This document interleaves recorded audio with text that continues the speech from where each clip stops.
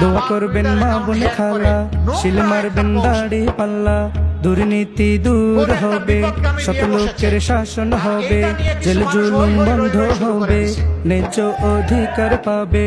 গানটি উপহার দিয়েছে রাজাউল করিম ভাই, করিম ভাই সবাইকে দোয়া করতে কয়, দাড়ি পাল্লার হবে জয়, দাড়ি পাল্লার হবে জয়, সবাই কয় দাড়ি পাল্লার হবে জয়, জনগণ কয় দাড়ি পাল্লার হবে জয়। এই বাংলাদেশ তারাই করতে পারবে যারা চাঁদাবাজি করে না, মানুষকে কষ্ট দেয় না, মা বোনের কাপড় খুলে নেওয়ার হুঙ্কার দেয় না, যারা মা বোনের গায়ে হাত তুলে না, যারা মা বোনদেরকে নিজের মা হিসাবে সম্মান করতে জানে, তারাই পারবে আগামীর বাংলাদেশ গড়ে দিতে ইনশাআল্লাহ।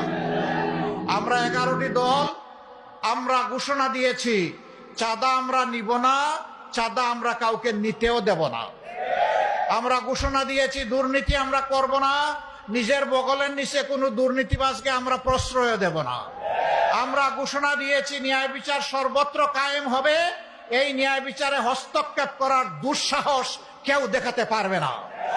আমরা ঘোষণা দিয়েছি 24-এর যে উত্থান হয়েছিল, যে উত্থানে সমস্ত আবর্জনা দেশে গিয়েছে, সেই 24-এর যে দাবি, সেই দাবি পূরণের জন্য আগামী নতুন বাংলাদেশ চাই। সেই নতুন বাংলাদেশের জন্য আমরা গণভোটে হা দিতে চাই।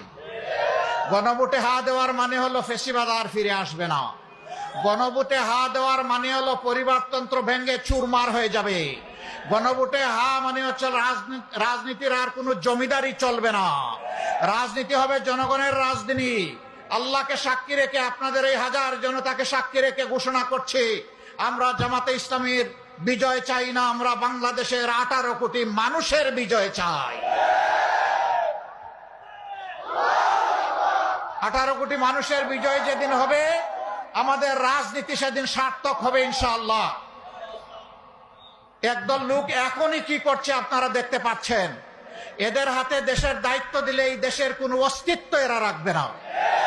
এরা খাবলে, খামছে, কামড়ে আবার 56,000 বর্গ মাইলার 18 কোটি মানুষকে শেষ করে দিবে এরা।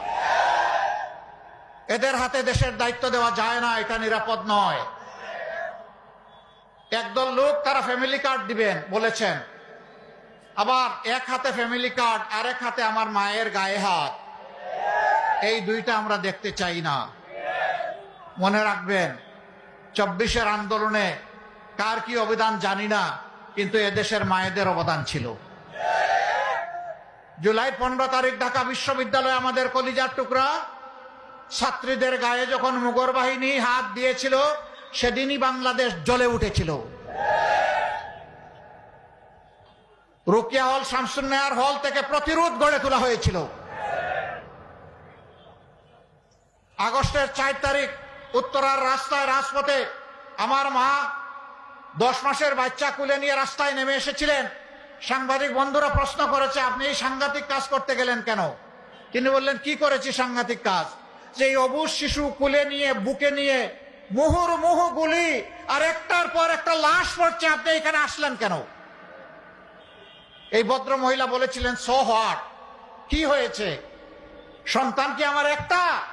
আজকে সারা বাংলাদেশের রাজপথে কোটি কোটি যুবক যুবতী, তরুণ তরুণী যারা নেমেছে, শিশুরা যারা নেমেছে, এই সবগুলো আমার সন্তান। আমি সেই সন্তানদেরকে সাহস যোগাতে এসেছি যে তোমরা বীর মায়ের সন্তান, সামনে এগিয়ে যাও, হয় শাহাদত না হয় ফেসিবাদের পতন, মাঝখানে কিছু নাই। এই মাদেরকে ভুলে গেছেন? এই মাদেরকে ভুললে চলবে না।